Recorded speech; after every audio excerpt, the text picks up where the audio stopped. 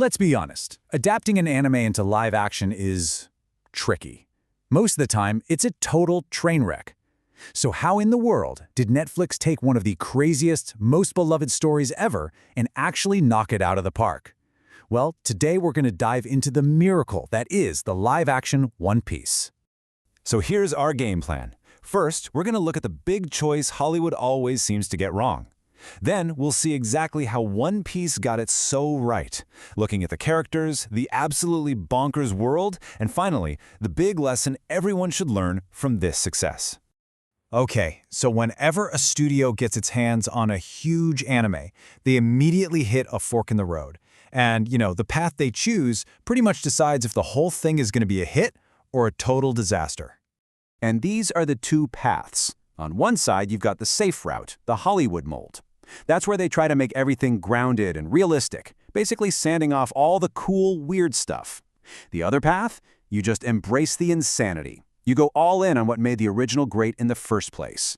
And we all know where path number one usually ends up, right? Just look at the live-action Cowboy Bebop. It tried so hard to be realistic that it just kind of lost its soul. The fans hated it, and everyone else just ignored it. A total lose-lose situation. But then, along comes One Piece. It got to that same fork in the road, took a good hard look at path number 2, the road less traveled, and just went for it. And wow, did it pay off. The reaction was just insane. From longtime fans to brand new viewers, everybody loved it. I think this quote pretty much sums up the feeling online. It wasn't just a good adaptation. It was a game changer that showed everyone how it should be done. So, what was the secret sauce? It really just boils down to this one simple, powerful idea. They respected the source material. They didn't try to fix it or water it down. They trusted that the story people already loved was worth telling right. But look, respecting the story is one thing. You still need characters that people actually care about.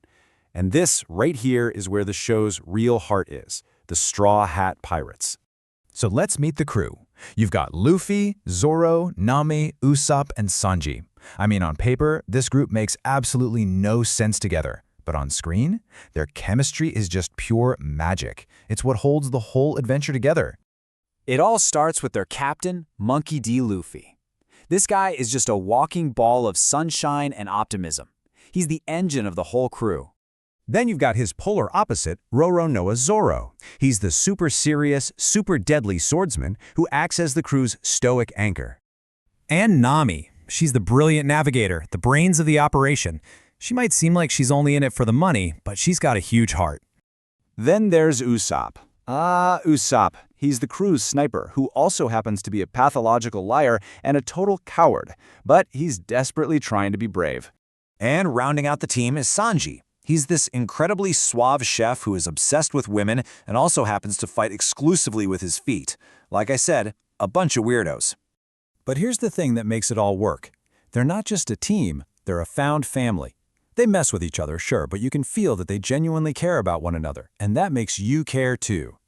And honestly, isn't that a breath of fresh air? We're so used to seeing these cynical teams of jerks who can't stand each other. Here, we get a group of friends who are actually fun to hang out with. It's just nice.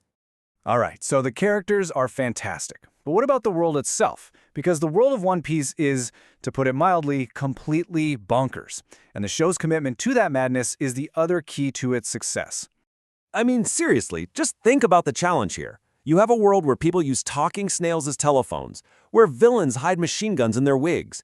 How do you even begin to make that feel believable in live action? Well, here's the brilliant solution. You don't try to make it believable. The show creates what's been called a hyper-stylized reality. It basically just presents this weird, wonderful world and says, this is how things are here. Get on board. It never apologizes for its own weirdness. And that's really the whole philosophy behind it. It's an invitation to experience a different way of telling a story. It trusts the audience to be smart enough to go along for the ride, and it proves that a compelling world doesn't have to follow our rules. So, after all that, what's the big lesson here? What does the massive success of One Piece really mean for the future? Let's tie it all together. The number one takeaway is simple, but it's huge. It can actually be done. For years, people talked about the live-action anime curse. Well, One Piece proved that curse was never real. You absolutely can bring these worlds to life and have them be a massive hit. And the formula for doing it isn't some crazy secret. It's actually pretty simple. Step 1, respect the thing you're adapting.